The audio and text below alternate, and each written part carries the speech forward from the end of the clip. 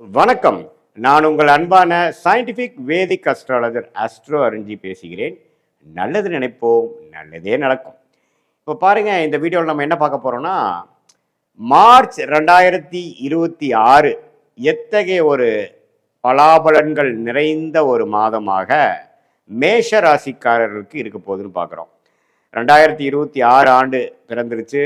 இப்போ பிப்ரவரி மாதம் முடிந்து மார்ச் மாதம் வரும் பொழுது கிரக அமைப்பு, ஆண்டு கிரகத்தின் அமைப்பு, அதே சமயத்தில் மாத கிரகத்தின் அமைப்பெல்லாம் எப்படி ஒரு அமைப்பில் இருந்து அந்த மேஷராசிக்காரர்களுடைய வாழ்வாதாரத்தை எப்படி நிர்ணயிக்குது அப்படிங்கிறத சயின்டிஃபிக் வேதிக் அஸ்ட்ராலஜி முறையில், அதாவது மூட நம்பிக்கையில் போகாமல் மிகைப்படுத்தாமல் உள்ளது உள்ளவாறு ஒரு கிரகம் எப்படி இருந்தால் எது மாதிரி கர்ம பலன் நமக்கு கொடுக்கும் அப்படிங்கிறத துல்லியமாக இந்த வீடியோவில் நம்ம சயின்டிஃபிக் வேதிக் அஸ்ட்ராலஜி முறையில் ஒளி தத்துவ அடிப்படையில் நம்ம பார்க்க போகிறோம்.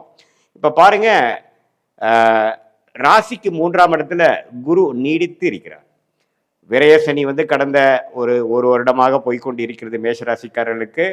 12ஆம் இடத்துல சனி இருந்து எல்லா வயசு வித்தியாசம் இல்லாத மேஷராசிக்காரர்களுக்கு சில மாற்றங்களை கொடுத்து கொண்டு இருக்கிறது. அதாவது தொழில் வேலை சம்பாதிக்கக்கூடிய மேஷராசிக்காரர்களுக்கு விரயங்களையும் கொடுத்து கொண்டிருக்கிறது, செலவுகளையும் கொடுத்து கொண்டிருக்கிறது. ஏன்னா 12ஆம் இடத்துல சனி இருக்கும் பொழுது சனி எந்த இடத்துல இருக்கிறாரோ அந்த இடத்த ஆக்டிவேட் பண்ணுறார் அப்படிங்கிறது தான் இந்திய வேத ஜோதிடத்தோட அடிப்படையான ஒரு அமைப்பு. ஸோ விரய சனி போய்கொண்டிருக்கக்கூடிய மேஷராசிக்காரர்களுக்கு சில பேர்த்துக்கு இடம் மாற்றங்கள் உண்டு, சில பேர்த்துக்கு தூர பிரதேச பயணங்கள் உண்டு, டிராவலிங் அதிகமாக இருக்கக்கூடிய அமைப்பு இருக்குது. அதே சமயத்தில் நிறைய பேர்த்துக்கு செலவுகள், அந்த செலவுகள் சுப செலவுகளாக போய்கொண்டிருக்கிறதா, அதாவது தேவையான ஒரு இன்வெஸ்ட்மெண்ட்டாக போய்கொண்டிருக்கிறதா, அல்லது தேவையற்ற செலவுகளாக போய்கொண்டிருக்கிறதா அப்படிங்கிறது உங்களுடைய தசாபுக்திகள் எப்படி போகுது, உங்கள் லக்னத்தில் எப்படி இருக்கிறத வச்சு தான் நம்ம சொல்லுவோம். இப்போ பொதுவாக சனி 12ஆம் இடத்துல இருக்கிறப்போ விரயசனியாக போயிட்டு இருக்கு. குரு 3ஆம் இடத்துலேருந்து 7ஆம் இடம் 9ஆம் இடத்தை பார்க்கிறார். அதே சமயத்தில் 11ஆம் இடத்தையும் பார்க்குறார். இப்போ பாருங்க, இந்த மார்ச் மாதம் பார்த்தீங்கன்னா ஒரு விசித்திரமான ஒரு மாதமாக வருகிறது. ஏன்னா உங்களுடைய 11ஆம் இடம் என்று சொல்லப்படுகிற லாபஸ்தானத்தில் ராகு இருக்கிறார், சூரியன் இருக்கிறார், செவ்வாய் இருக்கிறார், புதன் இருக்கிறார். அதை 4 கிரகத்தையும் குரு பார்க்கிறார். சுக்கிரன் பார்த்தீங்கன்னா சனியோட சேர்ந்து மார்ச் 1ஆம் தேதியிலிருந்தே 12ஆம் இடத்துல இருக்கிறார். ஸோ இது ஒரு அற்புதமான ஒரு அமைப்பு. எது மாதிரி அமைப்புன்னு பார்த்தீங்கன்னா, உங்களுக்கு இதுவரை நீங்கள் கடந்த ஒரு வருடமாக செய்த உழைப்புகள் எல்லாத்துக்குமே ஆதாயம் பெறக்கூடிய ஒரு அமைப்பாக, கொஞ்சம் நீங்கள் லாபங்கள் பெறக்கூடிய ஒரு அமைப்பாக இருக்குங்க. எப்படி இருக்கு? 11ஆம் இடம் என்று சொல்லப்படுகிற லாபஸ்தானத்தில் உங்களுக்கு உங்களுடைய ராசி அதிபதியே இருக்கிறது, ரொம்ப நல்லது. அதே சமயத்தில் ராகுவோட சேர்ந்து சூரியனோட சேர்ந்து இந்த மாதிரி கிரகணங்கள்லாம் முடிந்து வரக்கூடிய அமைப்புகள் இருந்தாலும் குருவின் பார்வை நிவர்த்தி இருக்கு. ஸோ மேஷராசிக்காரர்கள் கண்டிப்பாக ஒரு நல்ல மாற்றங்களை, நல்ல உயர்வுகளை, இதுவரை செய்த முயற்சிகளுக்கும் இன்வெஸ்ட்மெண்ட்டுக்கும் தொழில் ஈடுபாடுக்கு எல்லாத்துக்குமே பார்த்தீங்கன்னா ஒரு லாபம் எடுக்கக்கூடிய, ரிசல்ட் எடுக்கக்கூடிய மாணவர்களாக இருந்தாலும் சரி, உத்தியோகஸ்தர்களாக இருந்தாலும் சரி, நடுத்தர வயதினராக இருந்தாலும் சரி, தொழிலதிபர்களாக இருந்தாலும், சீனியர் சிட்டிசனாக இருந்தாலும் 11ஆம் இடங்கிற ஒரு லாபஸ்தானத்தில் இந்த 4 கிரகம் சேர்க்கிறது ஒரு அருமையான விஷயம். அதை குரு பார்க்கிறது இன்னுமே பெட்டர். குரு பார்த்தால் கோடி நன்மை. ஸோ அதனால் பார்த்தீங்கன்னா இதில் என்ன ஒரே ஒரு விஷயம்னா, ராகுவும் சூரியனும் சேர்றார்.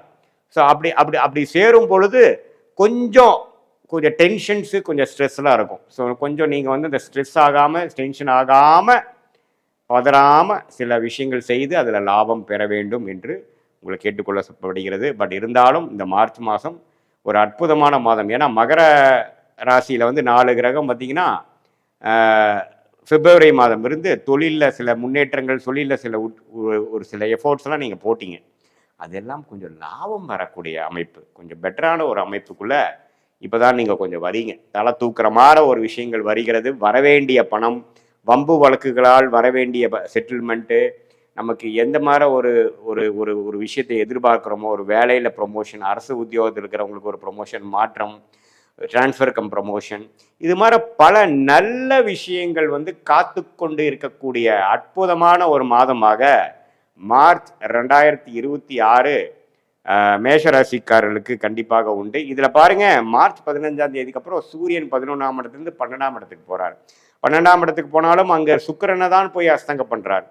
ஸோ அங்கே ஒரு சனியோடையும் சேரக்கூடிய அமைப்புகள் இருக்குது. பட் முதல் 2 வீக்ஸ் வந்து மிகவும் நன்மை பயக்கக்கூடிய ஒரு லாபம் எடுக்கக்கூடிய டைமாகவும், செகண்ட் வந்து அந்த லாபத்தை வந்து சுப விரயங்கள் செய்யக்கூடிய, கொஞ்சம் கம்ஃபோர்ட் பண்ணிக்கிட்டேன், கொஞ்சம் நான் வந்து என்னுடைய தேவைகளை பூர்த்தி செய்து கொண்டேன் அப்படிங்கிற மாதிரி ஒரு second of 3rd and 4th week of March வந்து மேஷ ராசிக்காரர்களுக்கு கொடுக்கக்கூடிய அமைப்பு இருக்குது. ஸோ ராசி அதிபதியே 11ஆம் இடத்துல போகிறது ஒரு அற்புதமான ஒரு மாதம் இது.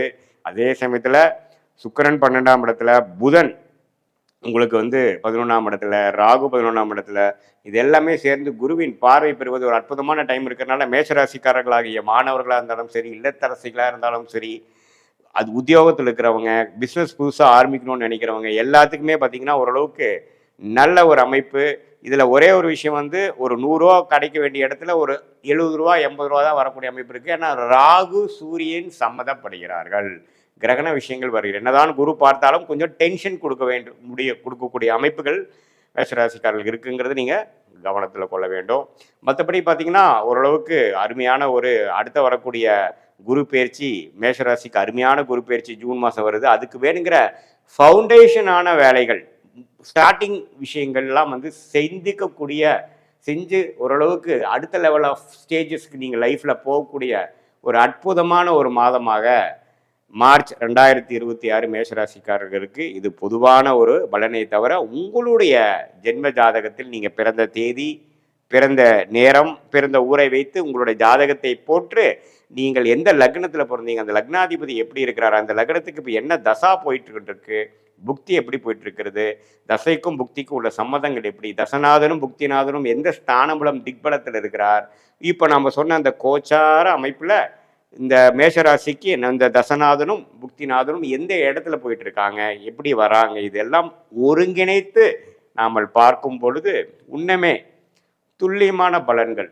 எப்படி ஷார்ட் டேர்ம் எப்படி இருக்க போகுது, அடுத்த 6 மாதங்கள் எது மாதிரி விஷயத்தில் நம்மளுடைய வாழ்க்கை பயணம் திரும்ப போகிறது, எது மாதிரி விஷயங்கள் காத்திருக்குது, எது மாதிரி விஷயங்கள் நமக்கு வர வாய்ப்புகள் இல்லை அப்படிங்கிற மாதிரி விஷயங்களெல்லாம் நம்ம டிஃப்ரென்ஷியேட் பண்ணி பிரித்து பார்க்கக்கூடிய அமைப்பு உங்களுடைய ஓன் ஜாதகத்தை தசாபுக்திகள் அடிப்படையில் துல்லியமாக பார்த்து இந்த கோச்சாரத்தை மிக்ஸ் பண்ணி பார்க்கும் பொழுது both short term and long term 1 year 2 year 3 year down the line வந்து எது மாதிரி ஒரு அமைப்பு உங்களுக்கு காட்டுகிறது, எது மாதிரி ஒரு விஷயத்தில் உங்களுக்கு சக்ஸஸ் வருது, உங்களுக்கு வெளிநாடு வாய்ப்பா, உள்நாடு வாய்ப்பா, தொழிலா, வேலையா, உயர் படிப்பு எது மாதிரி படிக்கலாம், எந்த மாதிரி துறையில் நம்ம ஜெயிக்கலாம், எந்த மாதிரி தொழில் நமக்கு ரொம்ப ஃபார்ச்சுனேட்டாக நம்ம லக்கியாக இருக்குது, எந்த தொழில் நம்ம தொடக்கூடாது, எந்த நேரத்தில் எது ஸ்டார்ட் பண்ணலாம், எந்த நேரத்தில் இடம் வாங்கலாம், எந்த நேரத்தில் வீடு வாங்கலாம், எப்போ நாம் வந்து ஒரு இடத்த விற்கலான்னு ட்ரை பண்ணுற இடத்த எப்போ அது விற்கும், இது மாதிரி பல விஷயங்கள் தெரிஞ்சு அதுக்கு தகுந்த மாதிரி நீங்கள் காய்கள் நகர்த்தி அதுக்கு தகுந்த மாதிரி முயற்சிகளை செய்து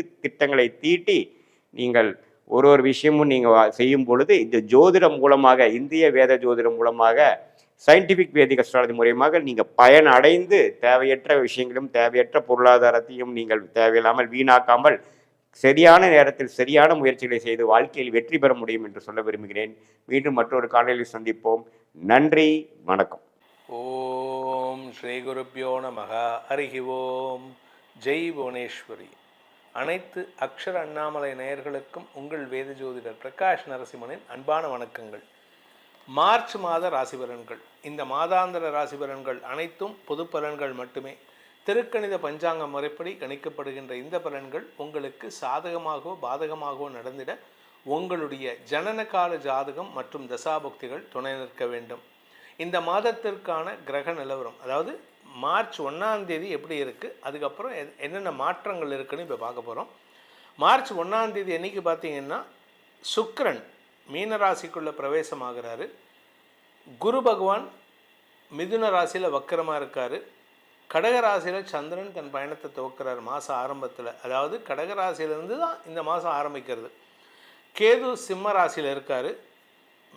கும்பராசியில் சூரியன், புதன், செவ்வாய், ராகு ஆகிய 4 கிரக சேர்க்கை. ஏன்னா இந்த 1ஆம் தேதி அன்றைக்கே சுக்கிரன் வந்து மீனராசிக்கு போயிட்டார். தன்னுடைய உச்சஸ்தானத்தை அடைந்து விட்டார் சுக்கிரன். இந்த மாதத்தில் வரக்கூடிய கிரக பயிற்சிகளில் மார்ச் 1ஆம் தேதி சுக்கிரன் மீனராசிக்கு பயிற்சி ஆகிறாரு. மார்ச் 14ஆம் தேதி அன்னைக்கு சூரியன் மீனராசிக்கு பயிற்சி ஆகிறாரு. மார்ச் 25ஆம் தேதி அன்னைக்கு சுக்கிரன் மீன ராசியிலிருந்து மேஷ ராசிக்கு பயிற்சி ஆகிறார். இதுதான் இந்த மாதத்தில் வரக்கூடிய கிரக பயிற்சிகள்.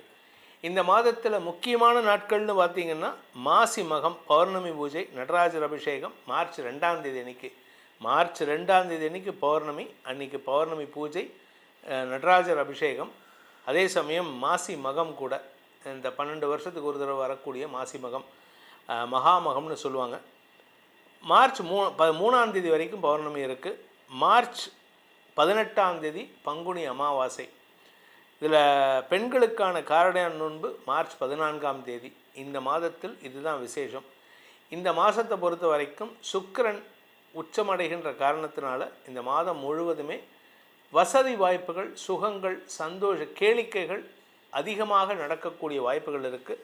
அதனால் கொஞ்சம் இந்த படிக்கிற பசங்கள்லாம் கொஞ்சம் கான்சென்ட்ரேட் பண்ணி படிக்கிறது நல்லது. விளையாட்டுத்துறையில் வெற்றி வாகை சூடுவதற்கான சூழ்நிலை இருந்தாலும் வெளிநாட்டில் போய் விளையாடணும். இந்தியாவுக்குள்ளே விளையாண்டா உங்களுக்கு பெருசாக வெற்றி இருக்காது. வெளிநாட்டில் போய் விளையாண்டிங்கன்னா உங்கள் கௌரவமும் பாரத தேசத்தின் கௌரவமும் உயர்த்தக்கூடிய வகையில் இருக்கும். இனி உங்கள் ராசிக்கான பலாபலன்களை ஆராய்வோம். மேஷ ராசியில் பிறந்தவர்களுக்கான மார்ச் மாத ராசி பலன்கள். ராசிநாதன், உங்களுடைய ராசிநாதன் லாபஸ்தானத்தில் இருக்கார். அதுவும் சூரியனோடு சேர்ந்து மார்ச் 14 வரைக்கும். பதவிக்காக எடுக்கும் முயற்சிகள் வெற்றியை தரும். அரசியல் துறை சார்ந்தவர்கள் வெற்றியை தரக்கூடிய வகையில் இருப்பாங்க. உங்களால் அடுத்தவங்களுக்கு லாபம். ஆனால் உங்களுக்கு ஓரளவுக்கு தான் வருமானம் இருக்குமே தவிர உங்களுடைய வார்த்தைகளால் லாபம் இருக்குமே தவிர பதவி கிடைக்குமான்னு கேட்டால் அது கொஞ்சம் டவுட்டு தான். ஏன்னா விரயஸ்தானத்தில் இருக்கிற சனி உங்களுக்கு எதிரிகளை உருவாக்கிட்டு இருக்கார். அதனால் கொஞ்சம் கவனமாக இருந்துக்கிறது நல்லது. இதில் மாத ஆரம்பத்தில் சுக்கிரனும் பயிற்சி ஆகிறார். 1ஆம் தேதி அன்னைக்கு சுக்கிரன் விரயஸ்தானத்துக்கு வர்றார். அதனால் உங்களுக்கு கொஞ்சம் ஆரோக்கிய விஷயத்தில் சற்று தடுமாற்றம் இருக்கும், அல்லது எதிரிகள் விஷயத்தில் சற்று தடுமாற்றம் இருக்கும். நிறையா பேசுவீங்க, பேசுகிறத குறைச்சிக்கோங்க. பேசுகிறத குறைச்சிக்கிட்டிங்கனாலே நல்லது. அதாவது நீங்கள் பேசுகிறத குறைச்சிக்கிறனா பேசக்கூடாதுன்னு சொல்ல மாட்டேன், ஆனால் எதை பேசணுமோ அதை மட்டும் பேசணும். ஃபில்டர் பண்ணி பேசுகிறதுக்கு முயற்சி பண்ணுங்கள். இந்த மாதத்தை பொறுத்த வரைக்கும் மேஷராசியில் பிறந்தவர்களுக்கு மாத பிற்பகுதி 25ஆம் தேதிக்கு மேலே தான் உங்களுக்கு நல்ல நேரம் வருது. ஏன்னா சுக்கிரன் உங்கள் ராசிக்குள்ளே வரார். அது வரைக்கும் உங்களுக்கு செலவுகள் அதிகரிக்கக்கூடிய வாய்ப்பு இருக்குது.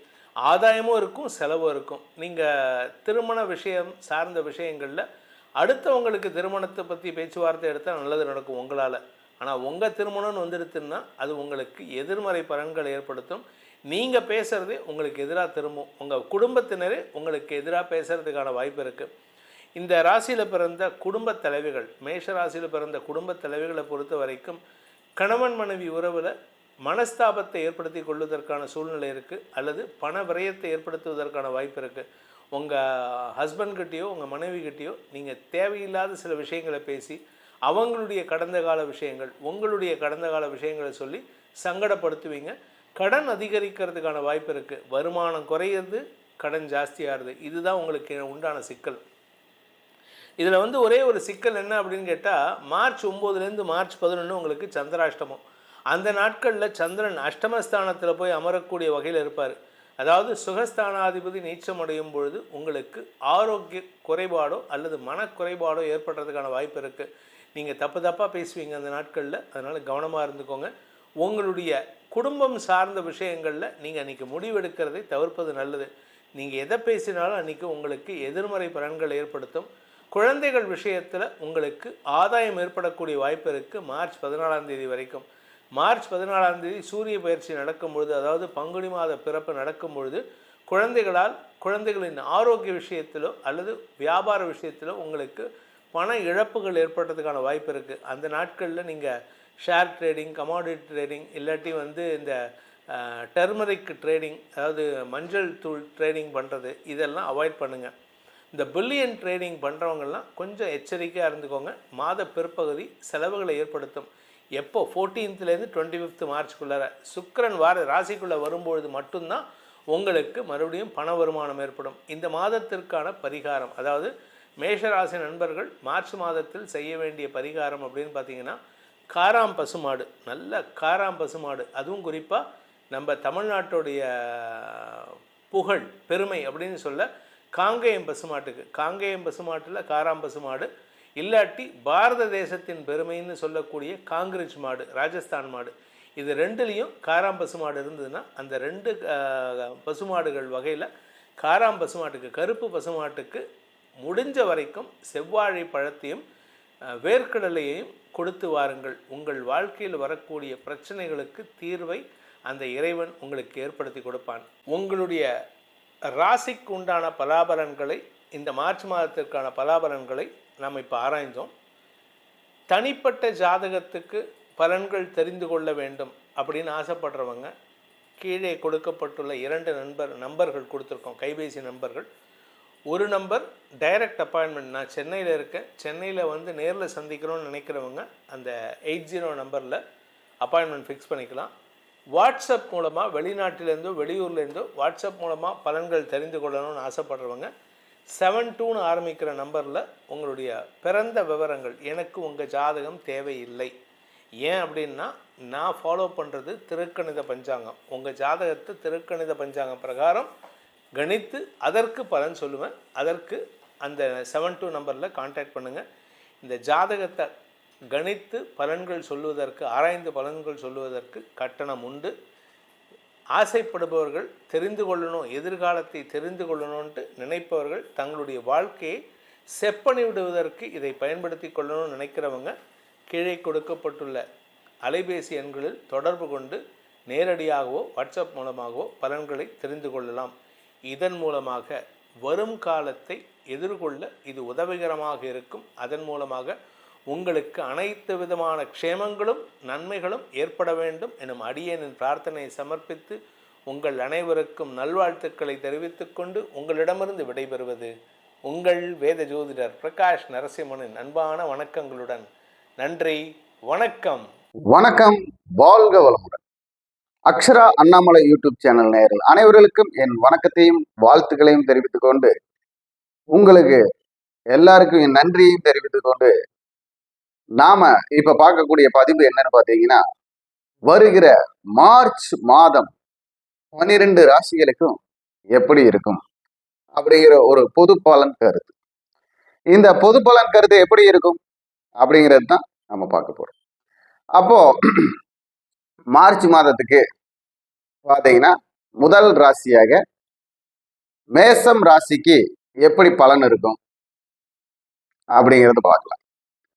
அதற்கு முன்னாடி நான் உங்கள் குரு மணிகண்டன், பாலக்காடு, கேரளா. நாம வந்து ஜோதிட வகுப்பெல்லாம் எடுத்து கொடுத்துட்டு இருக்கோம் நேரடியா தங்கி படிக்கிறதுக்கு. அப்போ அது தேவைங்கிறவங்க கேரள முறைப்படியும் தமிழ்நாட்டு முறைப்படியும் ரெண்டுமே சொல்லி தரோம். யாரு வேணாலும் வந்து தங்கி படிக்கலாம். அது வந்து கீழே போற நம்பர்ல கூப்பிட்டீங்கன்னா உங்களுக்கு தகவல் கிடைக்கும். இப்போ நாம இந்த மார்ச் மாதத்துக்கு மேசம் ராசிக்கு எப்படி இருக்குன்னு பாத்தீங்கன்னா, மேசம் ராசிக்கு பொதுவா, அதாவது தன்னிடம் இருப்பதை மற்றொருடம் கொடுப்பது அப்படிங்கிற மாதிரி ஒரு சூழ்நிலை. அதாவது எனக்குன்னு ஒண்ணு வேண்டாம், எல்லாருக்காக நம்ம வந்து செயல்படுவோம் அப்படிங்கிற மனசு இந்த மாசம் வந்து அவங்களுக்கு வந்து தொடங்கும்.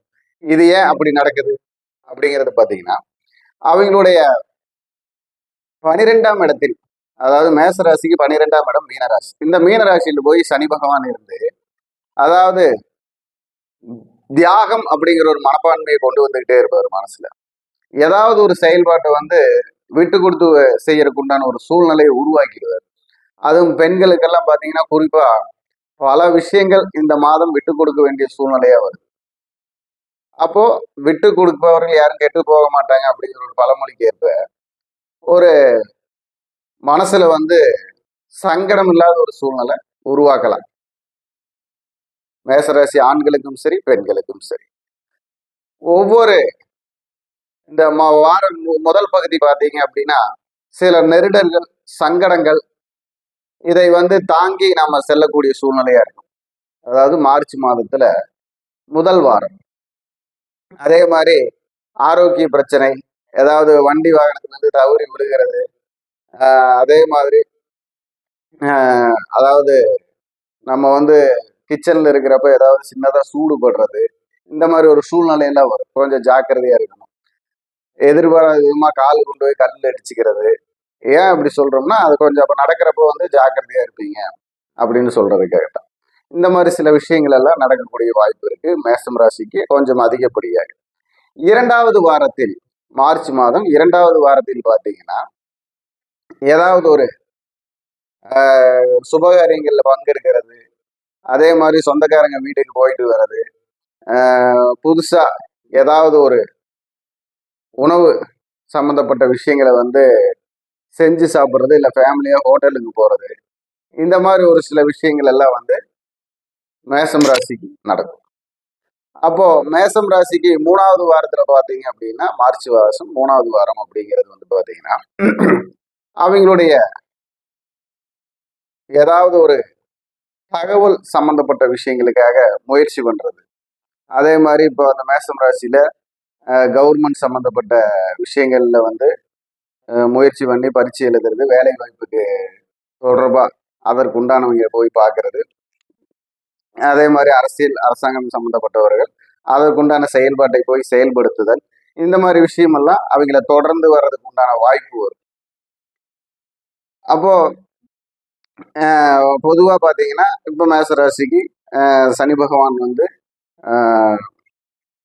ஒரு, அதாவது என்ன சொல்லலாம், 7.5 சனி பகவானாக வருவதால் அவர் வந்து ஒரு சிறப்பான சூழ்நிலையை செய்ய மாட்டார் அப்படிங்கிற மாதிரி ஒரு இதெல்லாம் கருத்தெல்லாம் இருக்கும்.